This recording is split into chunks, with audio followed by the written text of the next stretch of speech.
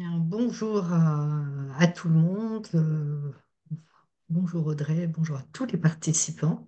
Je vais partager mon écran et nous allons démarrer la présentation d'aujourd'hui qu'on a intitulée, alors avec un petit clin d'œil à la mission de la marque, quand le pépin n'est pas juste un problème isolé, détecter les émotions du temps long pour construire une relation durable. Alors, c'est un titre un peu ambitieux, mais on va essayer de le rendre très concret pour vous. Et pour que ce soit très concret, c'est Audrey qui va en fait démarrer cette présentation pour vous expliquer le contexte, quel était le souhait de FDJ. Et après, je prendrai le relais pour vous expliquer comment on a pu y répondre. Voilà, Audrey, je te laisse la parole. Pas de souci, je vais commencer par me présenter. Donc, je suis Audrey Girard, je travaille à FDJ United maintenant depuis 10 ans. Je viens tout juste de changer de poste. Maintenant, je suis designer stratégie et expérience client, mais pendant les 5 dernières années, j'étais en charge du management de l'expérience des commerçants partenaires. Donc, ces fameux commerçants qui distribuent nos jeux dans notre réseau point vente partout en France. Voilà. Je fais court pour la présentation, on peut démarrer directement. FDJ, je pense que vous connaissez tous, hein, normalement oui. Ce que vous connaissez moins peut-être, c'est les chiffres et l'ampleur en fait, des chiffres derrière, que ce soit en termes de millions de joueurs. On touche aujourd'hui 27 millions de joueurs qui jouent à nos jeux au moins de temps en temps. Ça veut dire grosso modo la moitié de la population française en âge de jouer. 18 ans et plus. On a plusieurs canaux de distribution. On a évidemment le canal digital et notre canal historique, c'est le canal physique, nos réseaux de points de vente avec plus de 29 000 points de vente qui sont répartis dans 11 000 communes. Donc, on essaye vraiment de mailler tout le territoire français, métropole, Corse, Dom-Tom. Et 3 000 collaborateurs. Donc, ça, ce sont les chiffres à 2023, quand on s'appelait encore groupe FDJ. Et en termes de mise, donc ce qu'on appelle les mises, nous, ce sont tout simplement l'argent que jouent nos joueurs pour jouer à nos jeux. Donc on parle de mise parce que c'est une sorte de mise. On est sur 21,2 milliards d'euros. Donc voilà, c'est assez conséquent, comme vous pouvez le voir. Et ce qui est important d'avoir en tête, c'est que vraiment FDJ a toujours été, depuis sa création en 1933, a toujours voulu contribuer à la société. On a une histoire très marquée. On a été créé à l'origine à la Loterie nationale pour soutenir les gueules cassées, donc ces fameux soldats de la Première Guerre mondiale qui étaient défigurés. Et depuis toujours, c'est vraiment une valeur qui marque l'entreprise. Sa contribution à la société, donc on a une contribution que vous connaissez peut-être via le sport, notamment via les cyclistes, une contribution via notre fondation qui milite en faveur de l'égalité des chances. Vous connaissez également certainement la mission patrimoine et voilà 28 millions d'euros reversés par exemple en 2023 pour la restauration du patrimoine grâce à ce jeu qu'on vend chaque année. Et une contribution à la société, notamment au commerce de proximité, c'est vraiment un levier fort pour nous de soutenir ce commerce de proximité, entre autres à travers la rémunération qu'on verse à nos détaillants, mais pas que. Et vous voyez, on a 983 millions sur notre chiffre d'affaires qui a été reversé aux détaillants en 2023. En 2024, voilà, la grosse actualité de la fin d'année et de ce début d'année pour nous, c'est qu'on est devenu FDJ United. Concrètement, ça veut dire qu'on est un groupe d'une toute nouvelle ampleur. Depuis le rachat de l'entreprise qui s'appelait Kinred, qui détient notamment la marque commerciale Unibet. Donc concrètement, ça veut dire quoi? FDJ United, maintenant, nous sommes présents dans une quinzaine de marchés régulés à travers le monde, en fait, à travers l'Europe. Hein. On est vraiment un des leaders européens aujourd'hui du jeu d'argent.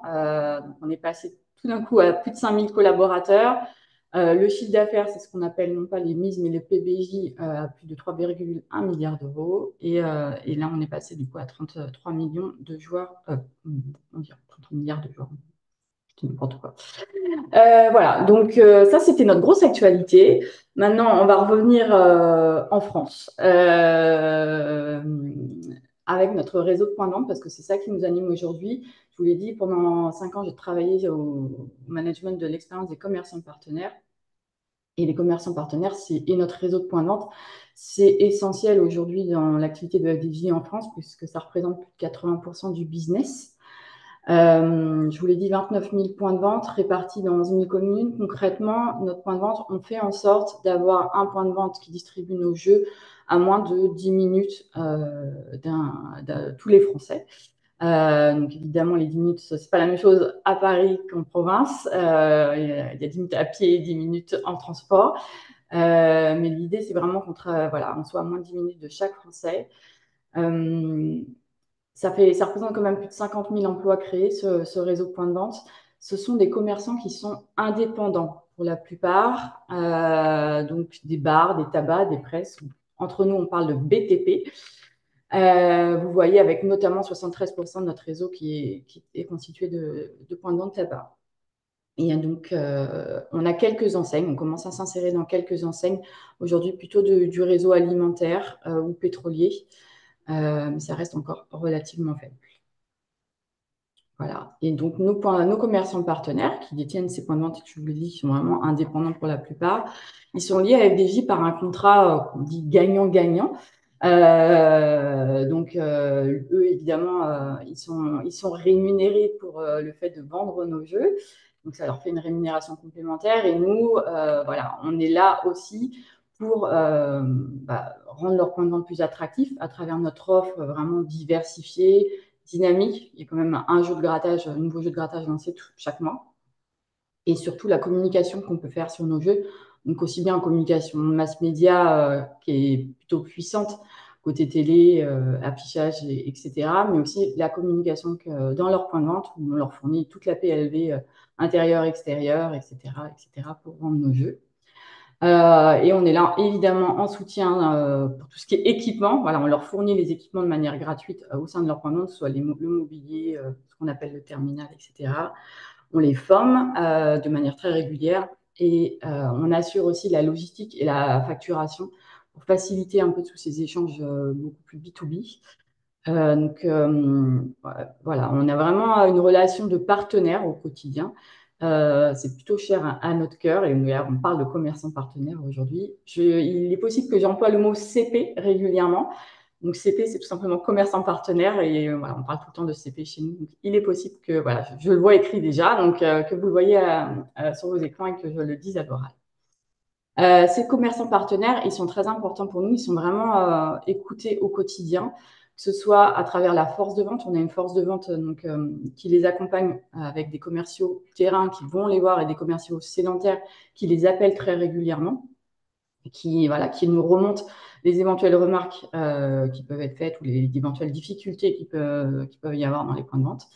On a un centre de contact dédié, donc voilà, comme un service client, mais vraiment dédié aux commerçants partenaires. On l'appelle le CCRV, le centre de contact réseau et vente. Et évidemment, on mène de très nombreuses études auprès de ces commerçants partenaires, au même titre que celles qu'on mène auprès de nos clients finaux. Avec un baromètre annuel à froid, dans lequel on mesure évidemment leur satisfaction. Donc, nous, les indicateurs qu'on utilise, c'est essentiellement la CSAT avec une note sur 10 et la mesure de ce qu'on appelle nos engagements. On a 4 engagements qu'on a définis à l'égard de nos commerçants partenaires, qui sont l'attractivité, la facilité, l'écoute et la responsabilité. Et donc, on mesure de manière annuelle à travers ce baromètre annuel, voilà, ce baromètre. On a également des monitoring à chaud, donc post-appel service client, donc le fameux centre de contact dédié, post-formation, post-démarrage point de vente, donc au moment où ils rejoignent le réseau FDJ, c'est un moment clé vraiment de leur parcours. Et donc là, on a mis en place une enquête dédiée. Et ce qu'on appelle temps forts commerciaux. Donc, je vous l'ai dit, on a des campagnes, des nouveaux jeux de grattage tous les mois. Donc, on ne fait pas des enquêtes tous les mois, mais sur les gros temps forts, quand il y a vraiment des gros lancements sur lesquels voilà, on espère pas mal de mises. Là, on fait des enquêtes pour voir comment ça s'est passé, etc. Et on a pas mal de choses ad hoc. On a des clubs aussi, des petits groupes Cali qui font le tour de la France où on les écoute sur différents thèmes pour remonter les difficultés, leurs besoins, éventuellement aussi remonter des bonnes pratiques, etc., etc. Donc, on a pas mal d'enquêtes. Beaucoup de quanti, un peu de quali. Et on a en fait une énorme matière qui n'est pas suffisamment exploitée selon nous, euh, qui sont les verbatims de nos commerçants partenaires, des verbatims qu'on peut recueillir dans le baromètre. On a plus de 4000 par an dans ce baromètre, puisque voilà, c'est un gros baromètre, on interroge beaucoup de personnes pour avoir une lecture par région, par secteur commercial. De nos enquêtes à chaud, on a plus de 1000 verbatims aussi. De tout ce qui est quali aussi, on recense tous les verbatims qui sont issus de notre quali, enfin les verbatims clés de nos quali. Et tous ces appels entrants, je vous l'ai dit, auprès du CCRV, donc notre service client, et les prises de parole réseaux sociaux que l'on essaye de capter aussi. Donc, c'est plus des prises de parole des commerçants partenaires qui ont des fonctions au niveau du syndicat des buralistes et syndicats presse en général. Mais tout ça, on essaye de le capter. Et aujourd'hui, c'est capté de manière très silotée par différentes entités dans l'entreprise. Et nous, bah voilà, en termes de management du commerce en partenaire, on avait un vrai enjeu qui était de capter tout ça, d'essayer de les centraliser, de les mettre au même endroit, de structurer toute cette information. Alors, on n'est pas sur des volumes clients finaux, mais on a quand même un volume important que jusque-là, on traite toujours d'ailleurs encore de manière manuelle. Ça prend beaucoup de temps. Et du coup, voilà, pour mieux les exploiter, surtout, voilà, c'était vraiment notre enjeu de tout centraliser, de structurer un petit peu cette manière d'analyser tous ces verbatims et de mieux les exploiter. Bah, c'est pour ça que d'ailleurs qu'on a fait appel à Civilis qui va vous expliquer un petit peu comment on a procédé. Civilis, on les a choisis pour deux raisons principales. D'abord, c'est un outil, vous allez voir, qui mixe de l'IA et de l'humain. C'était important pour nous de garder le côté humain, tout en ayant la puissance de l'intelligence artificielle pour essayer voilà, d'optimiser un petit peu l'exploitation. Et une expertise émotion, ils vont vous en parler aussi, Marion va vous en parler, qui pour nous, je reviendrai à la fin, est hyper importante, parce que ces verbatims, on les voyait, parce qu'on les traitait de manière annuelle, et on voit à quel point il y a de l'émotion dans ce qu'ils nous racontent, aussi bien en positif qu'en négatif d'ailleurs. Euh, et c'est pour ça que voilà, on voulait tester un petit peu cette analyse des émotions. Donc, on a fait un POC donc en fin d'année dernière, l'année dernière avec Civilis. Ce POC n'a concerné que la partie du haut, là, ce que je vous montre. On n'a pas encore mis les appels entrants. Voilà, on a commencé petit avec nos petits verbatims pour voir un petit peu déjà comment ça pouvait se passer. Et c'est de ça que va vous parler Marion. Merci Audrey pour cette introduction et cette transition. Donc, je suis Marion Blanc, je suis la fondatrice et dirigeante de Civilis. Civilis, donc une entreprise qui existe depuis presque 15 ans maintenant, qui a toujours été autour de l'écoute client et notre activité générale est d'accompagner nos clients sur l'amélioration de l'expérience de leurs propres clients, initialement surtout avec des outils de collecte et de plus en plus avec de l'analyse. Et c'est la raison pour laquelle on a créé Lise il y a maintenant 3 ans, qui est un outil qui a pour ambition de transformer la voix des clients en action.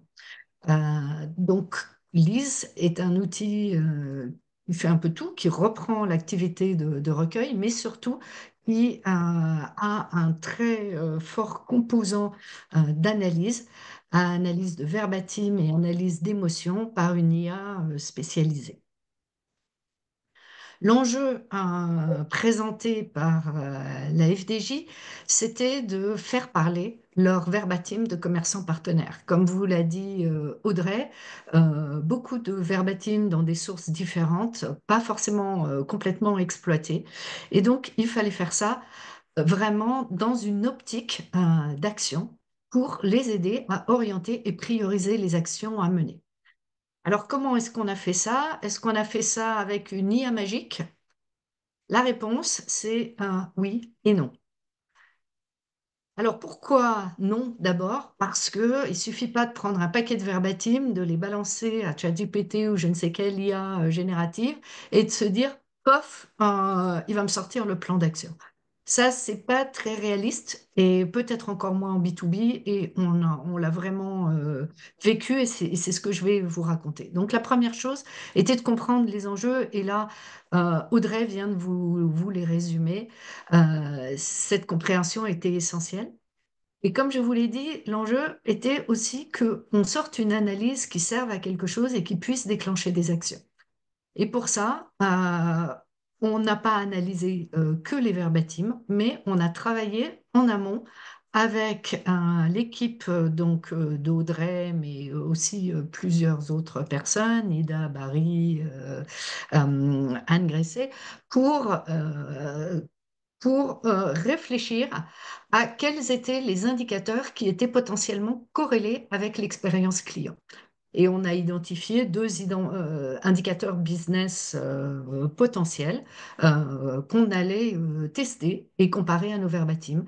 Donc, en gros, sans rentrer dans les détails, il y en a un qui est lié au chiffre d'affaires des différents partenaires, ce qu'ils font, et il y en a une autre qui est liée à l'évolution de ce chiffre d'affaires, en fait, à leur croissance. Il fallait aussi comprendre, évidemment, les données disponibles dans les différentes sources d'écoute qu'Audrey vous a décrites. Alors, comme on a fait, on s'est vu. Ça, c'est important. On a été en physique au siège de la FDJ. Et vous voyez ici, vous reconnaissez peut-être Audrey sur la photo de Nora. Il y a aussi une personne de l'équipe de Civilise ici, il y a Juliette, voilà, on s'est vu. Et FDJ nous a plongé un petit peu dans l'environnement de ses commerçants partenaires en nous montrant les jeux, les tickets, les affiches, le matériel. Et tout ça, ça correspond à des mots qui sont dans les verbatims et qui ne sont pas forcément faciles à comprendre pour tout le monde. Donc, une fois qu'on a compris tous ces enjeux, qu'on a réfléchi aux indicateurs, eh bien, avant que la magie opère, il faut préparer un petit peu les choses et il y a eu la phase donc data pour importer et structurer les données, intégrer ces indicateurs business et bien comprendre le langage du métier. Donc les verbatims ont commencé à être rassemblés et ici donc vous voyez deux verbatims, c'est un début de liste qui sont issus d'une source qui est l'enquête à chaud, démarrage. Et puis ces verbatims ont été agrégés dans un flux avec d'autres verbatims. Ici on a quelques exemples des verbatims qui proviennent du baromètre. C'est probablement un peu petit pour que vous lisiez les détails, mais ce que l'on voit déjà dans la compréhension du langage, c'est que quand on est sur un recueil d'avis à chaud, ce sont les partenaires qui parlent directement à FDJ. Le premier verbatim dit merci à tous, très aimable avec vos clients, ne changez rien cordialement. Donc, ils parlent directement à FDJ. Alors que les verbatims du baromètre et des verbatims qui ont été transcrits par un enquêteur qui a passé un appel téléphonique et qui répond à une question. Donc, on a un verbatim qui commence par ce que qui répond probablement à la question de l'enquêteur qui est pourquoi est-ce que vous avez mis telle ou telle note? Et il vous répond parce que le contact est très bon, ils appellent tous les 15 jours pour savoir ce dont j'ai besoin, enjeu de grattage, des très bonnes relations FDJ avec les représentants, aucun problème. Il y a des petites séparations au milieu du verbatim, il y a un petit slash, c'est une autre phrase, c'est une relance de l'enquêteur. Et donc, c'est une sorte de deuxième verbatim dans le verbatim où il dit on n'a pas de soutien de F2J pendant le Covid. Bon, ça, il parle d'anciens trucs, j'y reviendrai. Et d'autres verbatim où il parle de leur charge de travail. Tout ça est assemblé dans une plateforme, donc ici, voilà, dans Lise. Et puis, sur un verbatim, on a fait aussi cet autre travail de préparation des données qui a été de récupérer toutes les métadonnées. Donc, dans ce qu'on importe à la base, dans Lise, on a le commentaire, mais on a aussi la note, le CSAT, ici une note sur 10, mais ça pourrait être un NPS, la date à laquelle ce commentaire a été déposé pour permettre de faire des analyses dans le temps. On a aussi noté ici l'information sur la région concernée pour pouvoir cibler les analyses après, les structurer en fonction de l'organisation. Et puis, comme je l'ai signalé tout à l'heure, la différentes sources.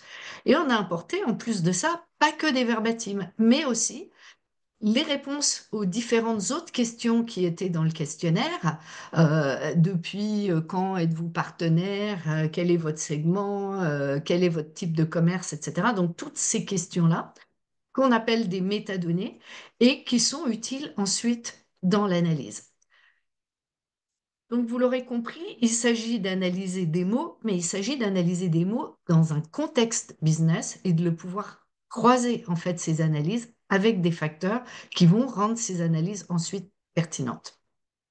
Après, il y a d'autres éléments de préparation qui est de préparer un peu cette IA, cette intelligence, à comprendre le langage métier. Il y a ici des exemples. On voit un commentaire où on parle de CCRV, de CT et de CS. Il a fallu, nous, qu'on demande à Audrey ce que ça veut dire. Donc, CCRV, elle vous l'a déjà expliqué. Il y a aussi de temps en temps des mots qui apparaissent quand on a un souci avec Neptune. C'est qui Neptune? C'est quoi? C'est un dieu grec? Non, bah, en fait, c'est du matériel. C'est le nom du gros appareil que vous avez aperçu sur les photos tout à l'heure. Et puis, il y a aussi des noms propres. Mais Amigo, c'est pas un ami, c'est le nom d'un jeu. Alors, celui-là, peut-être que vous le connaissez tous, mais si vous n'êtes pas joueur, il y a beaucoup, beaucoup de jeux sur FDJ. Alors, Audrey, je sais pas, vous pouvez peut-être dire combien. On est du genre 80 jeux de cet ordre de grandeur. Peut-être un tout petit peu moins. Je pense que de D'accord. mémoire, on a 35 jeux de grattage en permanence qui tournent et plus de tirage, plus le pari sportif où là, il y a des milliards de paris possibles. Donc oui, on a pas mal d'offres. Ouais. Bon, quand un commerçant partenaire s'exprime, il cite des jeux. Donc, il faut interpréter ce que disent les clients, les clients partenaires ici, dans un contexte très particulier. Il y a aussi d'autres choses, comme par exemple le service Premio de Nirio. Donc, Premio de Nirio, c'est pas le nom de quelqu'un, c'est un service et ça n'est pas un jeu. Donc, tous ces éléments sont des éléments de préparation de ce qu'on appelle, nous, un univers sémantique, euh, avant de pouvoir vraiment passer à la phase d'analyse de ces verbatim. Donc l'analyse proprement dite, en quoi est-ce qu'elle consiste? Elle consiste à détecter donc les thèmes et les différentes tonalités qui se trouvent dans les verbatims. Cas particulier de notre IA de Lise, c'est qu'elle détecte aussi les émotions. Et une fois que cette détection est faite, l'analyse va permettre de faire des quantifications des occurrences, de savoir combien de fois les gens parlent de tel ou tel sujet. Et ces quantifications, en fait, on va les lire à travers des data visualisations. Alors, c'est ça que je vais vous détailler un petit peu. On va commencer par regarder ce que ça veut dire faire de la catégorisation sémantique. On a ici un verbatim. Donc, dans un certain contexte, un verbatim, un commentaire. Le CT et le CS sont super, j'ai un très bon relationnel. Ce que va faire l'analyse automatique, ça va être d'abord de faire un découpage en mentions, c'est-à-dire d'identifier les phrases qui sont dedans ou les morceaux de phrases. Donc ici, vous avez une mention soulignée et les petites étiquettes qui apparaissent en dessous sont les thématiques. Donc CT, c'est le commercial terrain, CS, c'est le commercial sédentaire et j'ai un très bon relationnel. L'étiquette, la thématique, c'est la relation commerciale. Et ces trois petites étiquettes ont des plus parce que on détecte que ça a été cité de façon positive. Et ensuite, l'analyse se poursuit sur les différentes mentions. Deuxième morceau de phrase, où là, on a un autre thème, le thème de la forclusion, encore un terme technique qui n'est peut-être pas évident pour tout le monde, en tout cas quand on ne connaît pas le contexte, qui cette fois est cité en négatif. Aussi, une autre étiquette qui est venue se mettre ici, qui n'est pas à proprement parler un thème, mais qui est une émotion. Il y a ici la peur. J'ai souvent peur de faire des erreurs. Cette émotion a été détectée dans le verbatim. Et puis, vous aurez compris le principe. Dernière mention, ici, deux autres thématiques ont été identifiées. Donc, toutes ces petites étiquettes, eh bien, rapportées à des volumes importants, voilà ce que ça donne. On a importé dans Lise 8000 verbatim FDJ provenant de 5 sources différentes. Deux baromètres, des enquêtes à chaud, et il y avait aussi des verbatim issus de groupes Kali.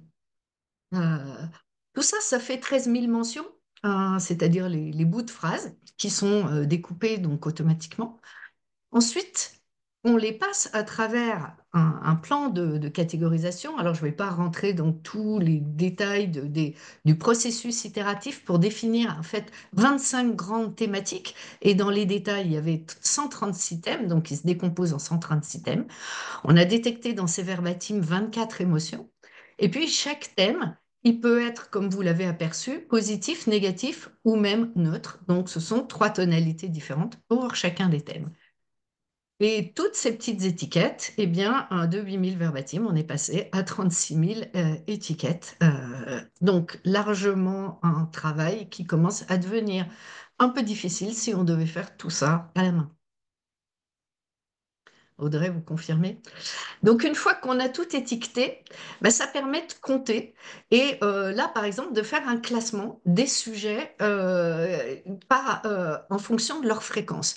Ici, on a un aperçu des sujets défavorables, mais ça aurait pu être des sujets favorables. Et quand on va cliquer, là, ce sont les 25 grandes thématiques. Et quand on clique sur une thématique, ici, on va voir les thèmes précis qui sont en dessous. Donc, une organisation, une hiérarchisation de toutes les thématiques. Une autre façon d'explorer ces données, hein, là on est dans l'explorer, c'est transformer ces 33 000 étiquettes en une vue d'ensemble. Cette vue d'ensemble qu'on appelle la mosaïque, qui est en fait une répartition de tous ces sujets en fonction de leur importance. Donc plus le rectangle est grand, plus c'est fréquent. Donc là, c'est très influencé dans le baromètre. Les commerçants parlent énormément de les commerciaux et c'est en vert, ça veut dire ils en parlent en positif. Donc les grands sujets de la relation sont des sujets très très positifs, c'est ce qui ressortait. Et puis là, vous avez tout un tas de petits carrés plus petits et avec des couleurs plus variées, notamment du rouge, qui sont tous les petits points d'amélioration, les points de critique qui ont pu être cités. Donc voilà, en vrai, dans la plateforme, on peut cliquer dessus pour les voir, mais ici, on va quand même pas rentrer dans les détails. On détecte aussi les émotions, je vous avais dit ça. Là, vous avez une vue d'ensemble de l'ensemble des émotions qui ont pu être détectées. Alors, tous les verbatims ne contiennent pas d'émotions, mais quand ils en contiennent, voilà un peu comment elles se repartissent entre positif et négatif.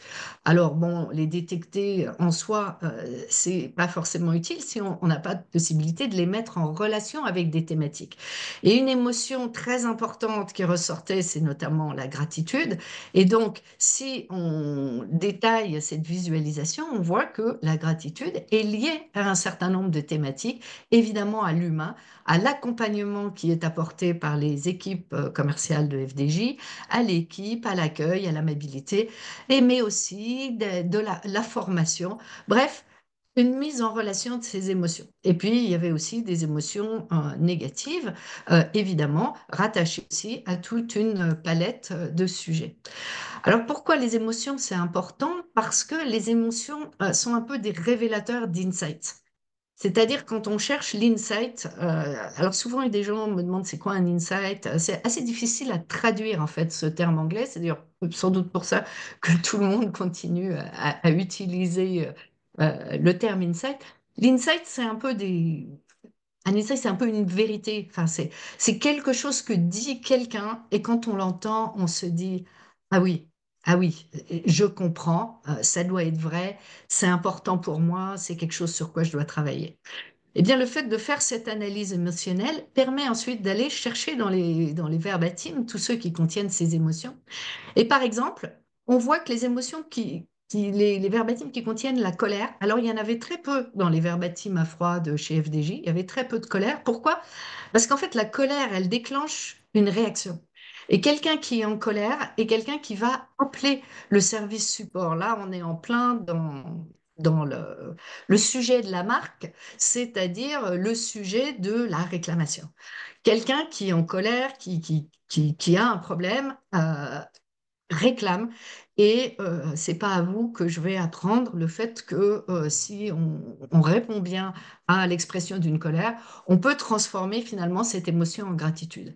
Donc quand on va interroger à froid ensuite les commerçants partenaires, eh bien, on va trouver peu de gens qui sont en colère parce que la FDJ a fait vraiment un bon travail pour capter cette colère au moment où elle s'exprime.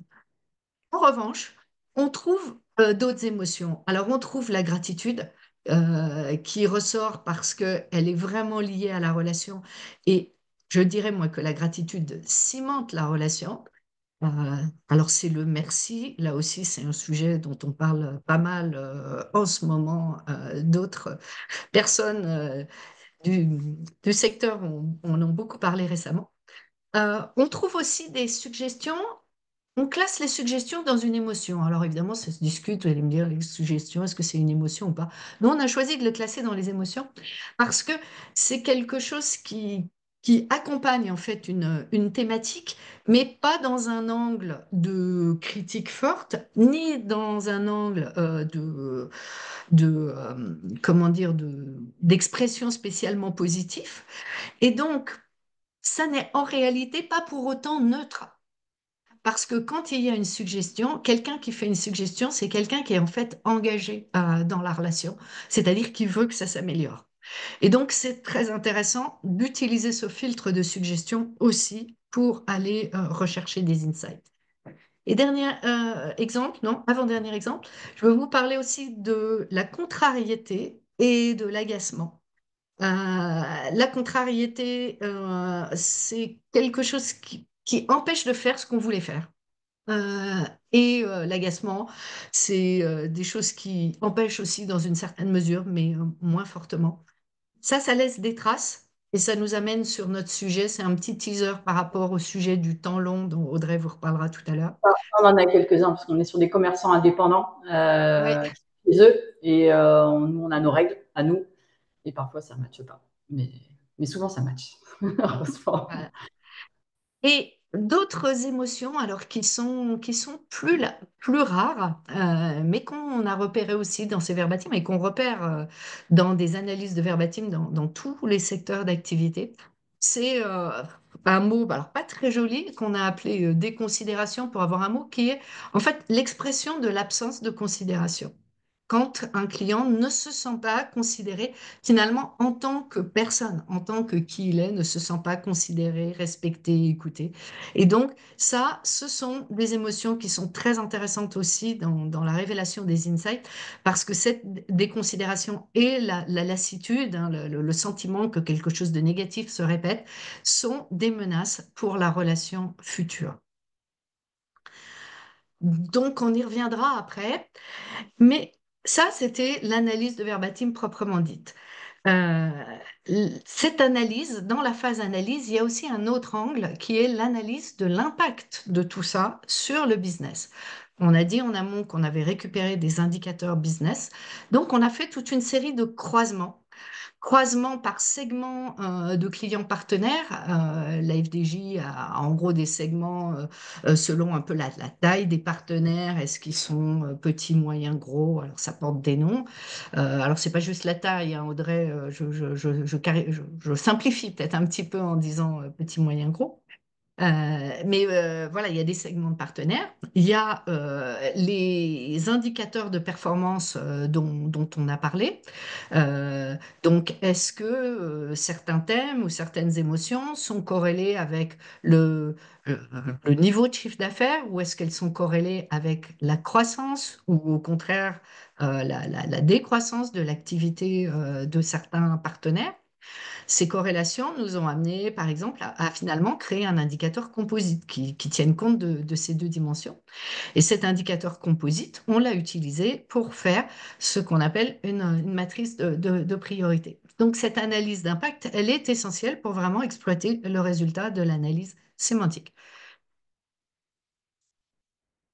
On a aussi, pour vraiment prendre en compte les émotions et apporter une nouvelle lecture de ces résultats d'enquête à la FDJ, hein, c'était aussi le brief de départ, utiliser un indicateur qu'on appelle le poids émotionnel des verbatims. C'est-à-dire on prend un verbatim et on regarde toutes les émotions qui sont exprimées dedans.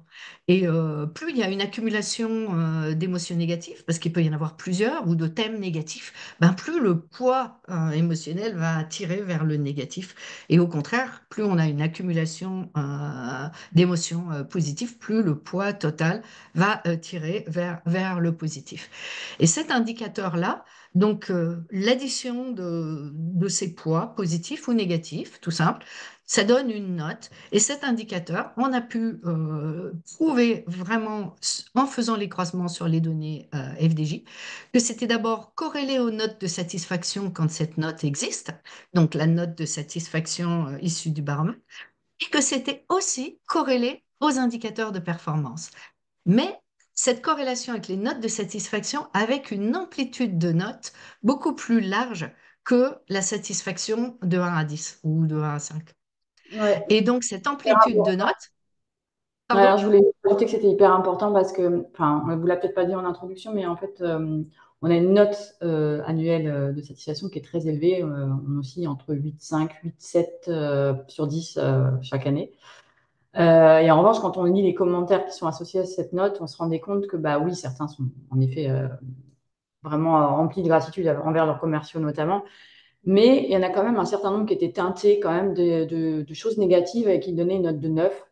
Donc, on était un peu étonnés. Et en fait, vraiment, ce poids émotionnel, euh, il reflète pour nous encore plus que la note, enfin, il est plus véridique que la note de satisfaction, en tout cas quand on le regarde, parce qu'il vraiment, il est plus stretché et on voit mieux un petit peu les nuances qui peuvent apporter que c'est juste une note de satisfaction.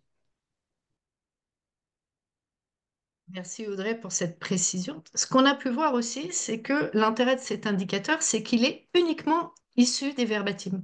C'est-à-dire que même si on n'avait pas la note, on serait quand même capable de le calculer. Et donc, l'intérêt, c'est que ça permet d'analyser aussi des verbatims purement qualitatifs. Et quand Audrey nous parlait voilà, d'étendre au compte-rendu des appels, par exemple, eh bien, on peut se servir en fait de cet indicateur complémentaire aux notes de satisfaction. Alors évidemment, on l'a que si on a un verbatim, mais on peut se servir de cet indicateur pour aller regarder en fait différemment les résultats. Et je pense que tous ceux d'entre vous qui sont dans des situations où ils évoluent avec des notes qui bougent peu et qui se demandent sur quoi agir en priorité, eh bien, sera intéressé par ce qu'on a fait avec ça, qui est la matrice en fait des thèmes prioritaires. Alors, j'essaie de vous expliquer un peu le principe de cette matrice, c'est qu'on a en vertical ici le niveau de performance, et donc ce niveau de performance, a été calculé donc en combinant les indicateurs de FDJ. Donc plus c'est positif, plus on va aller vers le vert. Et puis en horizontal, les émotions, donc soit ce poids émotionnel qui tirant vers le moins ou vers le plus, et ça, calculé pour chacun des sujets, donc chacun des 136 thèmes qui ont été détectés dans les verbatims. Ça permet donc de positionner tous ces thèmes sur cette matrice et de faire dans un premier temps un mapping absolument complet de tous les sujets. Donc vous pouvez pas lire, mais c'est un peu volontaire parce que c'est quand même un peu confidentiel, voilà, c'est tout petit, mais qui montre en gros ce qu'on doit voir, c'est qu'on en a dans le vert, on en a dans le rouge ici, et puis on en a aussi un peu dans le orange. Et le orange, ça veut dire quoi? Ça veut dire que ce sont des sujets qui ont un impact émotionnel négatif. Donc comme disait Audrey, où elle disait on a une note de 9 mais elle est émaillée de critiques.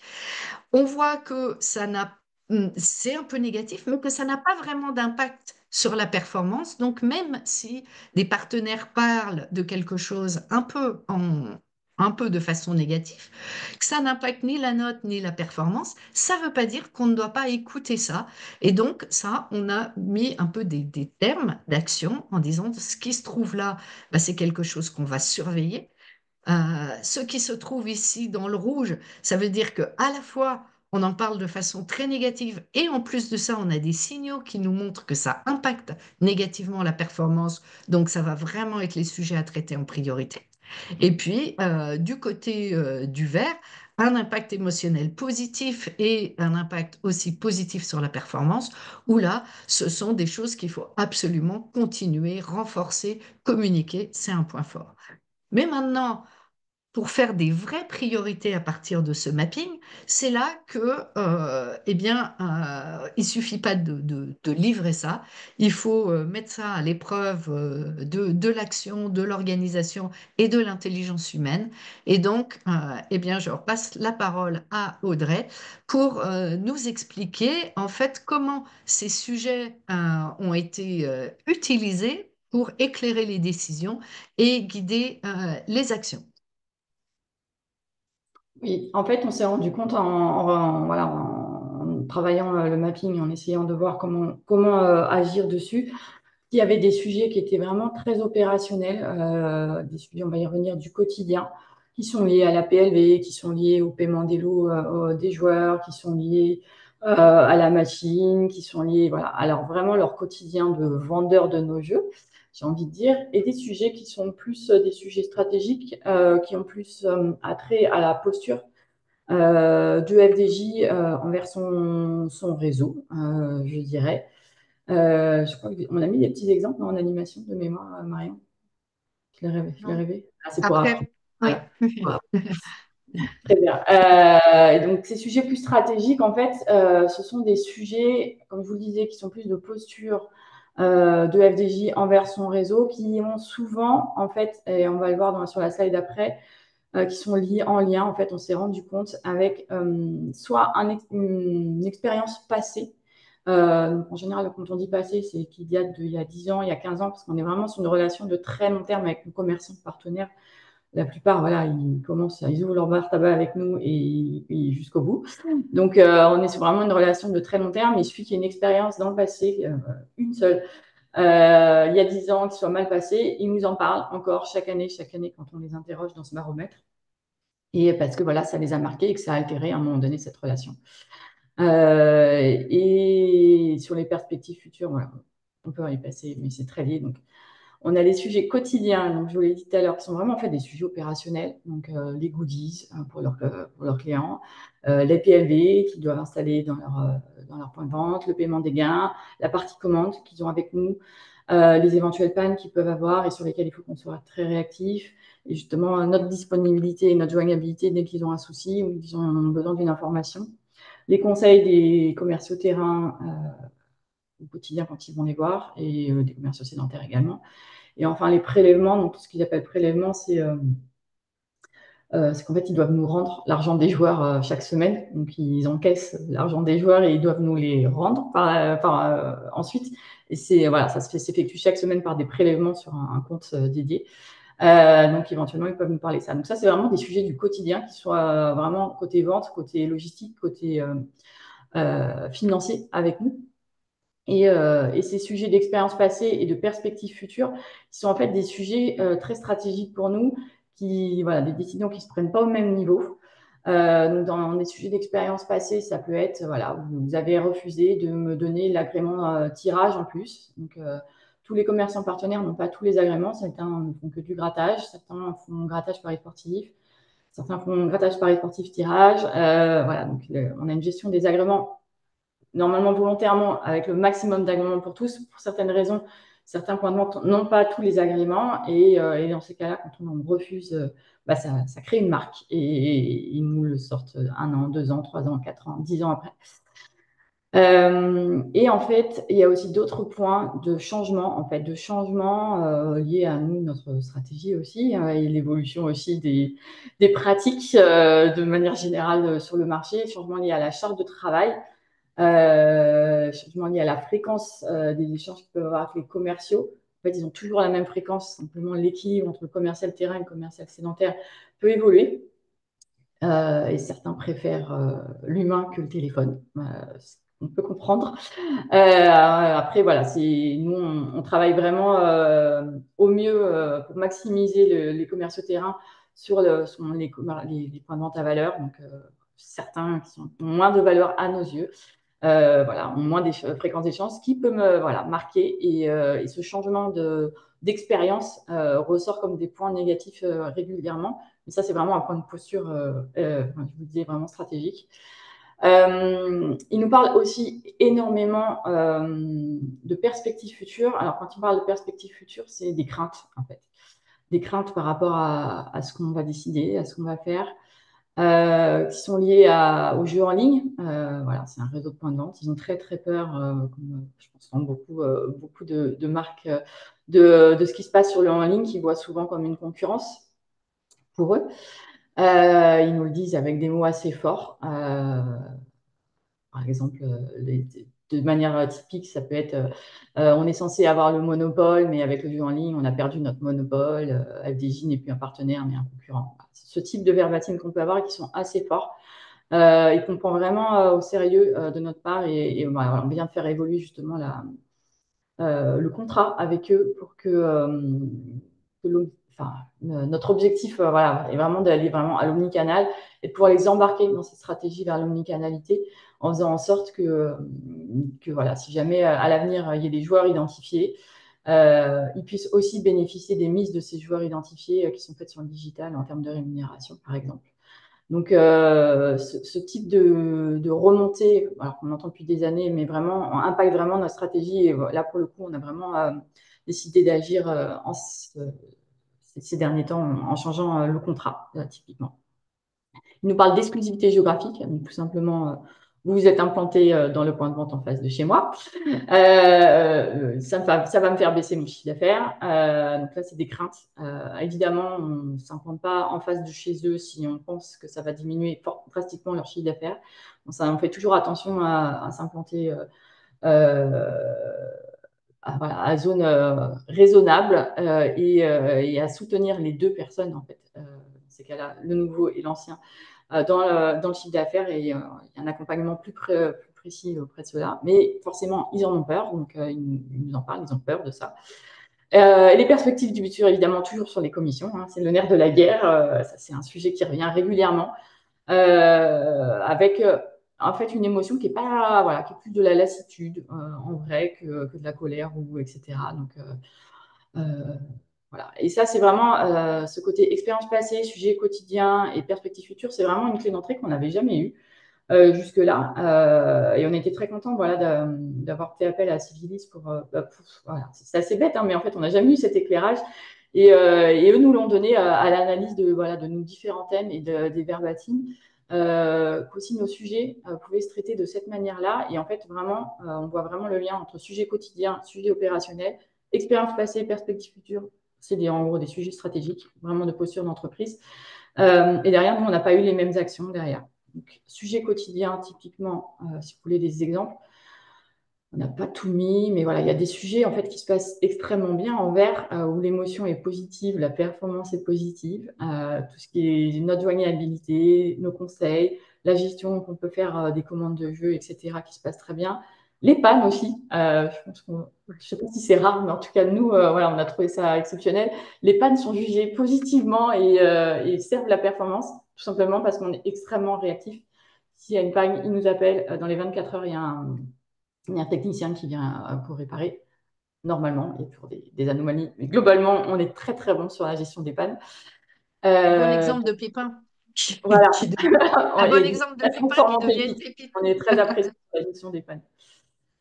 Et après, on a des points à surveiller. Alors, vous n'avez pas tous mis, mais voilà, typiquement les points à surveiller qui impactent les émotions, mais pas la performance. C'est-à-dire que le chiffre d'affaires continue de bien aller ou d'être en hausse. Ce sont le paiement des gains. En fait, avec l'évolution des pratiques, nos joueurs payent de plus en plus en CB. Et nous, nos process internes font qu'on demande aux commerçants partenaires de payer les gains en dessous de 300 euros en espèces. Ils ont moins en moins d'espèces, du coup, dans leur caisse, ce qui n'est pas toujours évident pour payer les gains. Je ne sais pas si vous avez déjà eu cette malencontreuse expérience de vouloir vous faire payer vos gains FDJ et que le commerçant partenaire vous dise repassez demain matin, j'aurai plus d'espèces. Ça peut arriver. Donc ça, c'est un sujet voilà, qui les embête un peu au quotidien et sur lequel on essaye d'agir, mais qui n'est pas hyper simple pour nous à gérer, hein. Mais il y a des actions en cours. Les goodies, donc là, ils nous parlent voilà, de fidélisation client, où ils aimeraient avoir plus de goodies. Donc là encore, ça impacte l'émotion mais ça, et la relation avec nous, mais ça n'impacte pas leur performance. Mais c'est un sujet qu'on surveille. Ils nous parlent aussi de PLV et de prélèvement. Donc là, vous voyez, on est plutôt en rouge. Ça impacte à la fois l'émotion et à la fois la performance. Quand ils nous parlent de PLV, c'est plus la PLV en temps réel. C'est vrai qu'aujourd'hui, on est sur des affiches. Les affiches, c'est très bien pour le grattage, pour le tirage, pour le pari sportif où les codes sont en temps réel. Les affiches, c'est pas possible. Donc, il faudrait des écrans en temps réel, etc. Voilà, c'est un coût. Donc on est en train d'y réfléchir, on teste des choses, on est en train de faire des POC là-dessus, mais voilà. Donc, pour le coup, voilà, ça sert aussi la performance, ce type de sujet. Et les prélèvements, donc là, on est sur des prélèvements, les prélèvements de FDJ hebdo pour reprendre l'argent des joueurs et pouvoir. Voilà. Et là, ces prélèvements, je ne vais pas Pardon. m'étendre, mais ouais, ils sont en rouge parce que typiquement, on les fait le mardi après-midi, ces prélèvements. Et le dimanche, il y a des matchs, il y a des parieurs sportifs, il y a des gains le lundi, du coup. Et du coup, qui sortent de l'argent des caisses, le peu d'espèces qu'ils ont, ils doivent le sortir. Et du coup, ils n'ont pas ce qu'il faut pour ensuite être prélevés de notre côté. Donc, il y a un point de journalier sur les prélèvements qu'il faut qu'on traite. On va aller très vite. En termes de délai, je vais rapidement parler enfin, accélérer là sur la fin. Donc là, on a vraiment parlé d'une analyse ponctuelle qui a amené à des résultats, voilà, des décisions opérationnelles ou stratégiques. Euh, je pense que l'intérêt de faire ce travail-là, c'est aussi de pouvoir prolonger les actions. On peut, toute la donnée étant structurée par service, par région, on a la matière pour diffuser la voix du client dans l'organisation, envoyer de façon automatisée des rapports. Et ça devient aussi un référentiel permanent. C'est-à-dire qu'à tout moment maintenant, Audrey peut aller dans la plateforme Lise, faire de recherches, extraire des verbatims, les envoyer aux personnes dans l'organisation qui en ont besoin pour, je ne sais pas, rédiger leur contrat, on en parlait là-dedans, ou d'autres actions. Et donc, Audrey nous disait, je crois, l'autre jour, que ça pouvait même économiser en fait de nouvelles études. Et ça, on l'entend souvent chez nos clients qui se disent, au lieu de lancer une étude ad hoc, bah, finalement, je vais aller interroger non pas mes clients, mais finalement mes données, les données que j'ai déjà. Je laisse la conclusion à Audrey.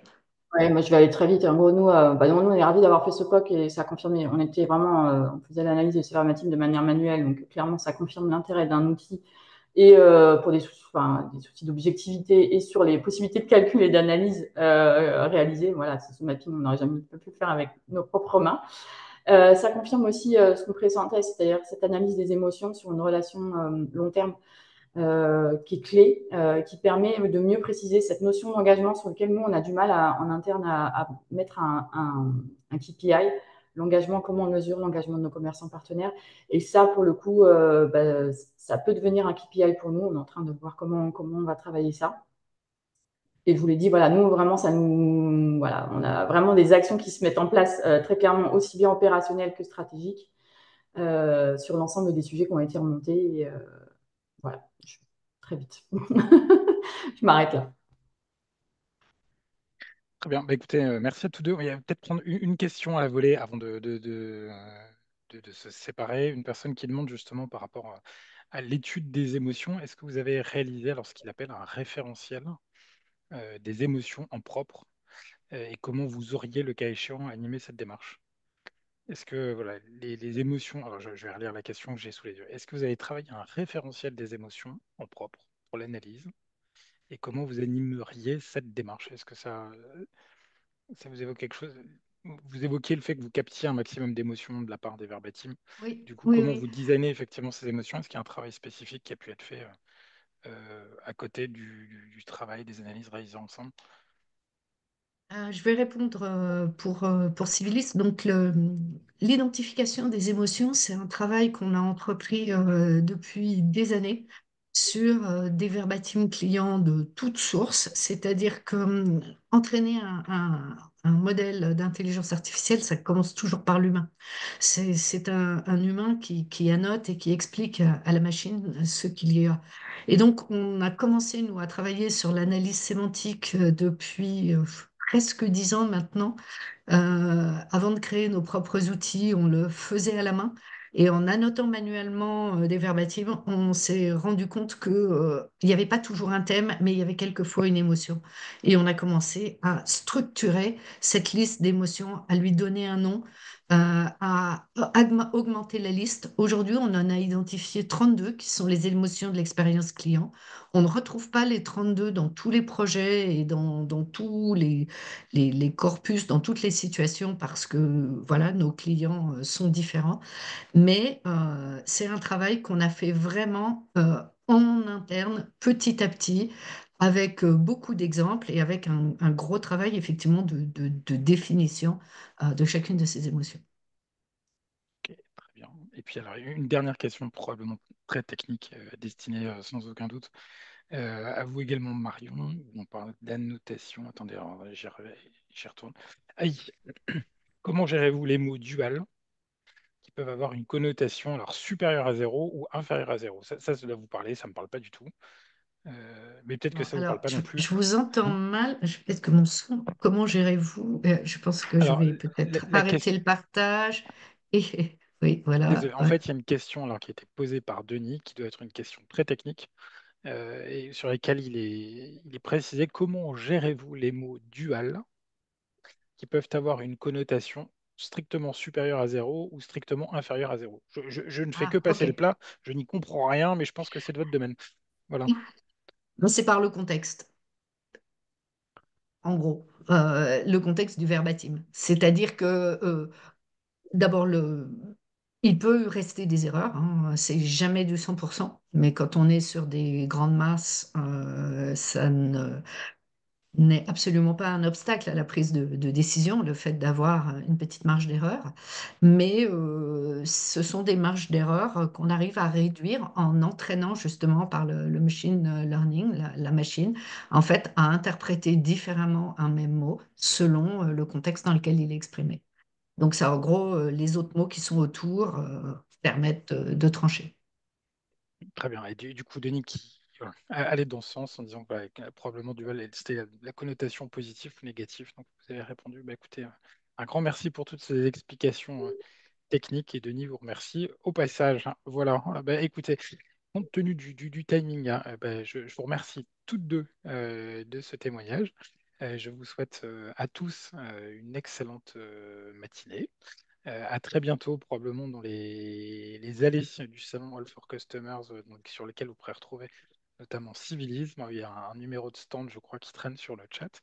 Et puis, Alors, oui, oui, je voulais juste dire que je crois que le stand s'appelle Lise. Donc, il d'accord. y a une petite confusion. Civilise est le nom de l'entreprise et Lise est la solution qu'on met en avant sur le salon. D'où peut-être une petite ambiguïté. Donc, désolée de cette complication, mais Lise et Civilise. vous devriez Parfait, arriver à nous trouver. quoi qu'il arrive. En tout cas, à toutes deux, un grand merci, une bonne matinée, et puis très bientôt ici ou ailleurs. Merci beaucoup. Au revoir. Merci à tout le monde. Merci.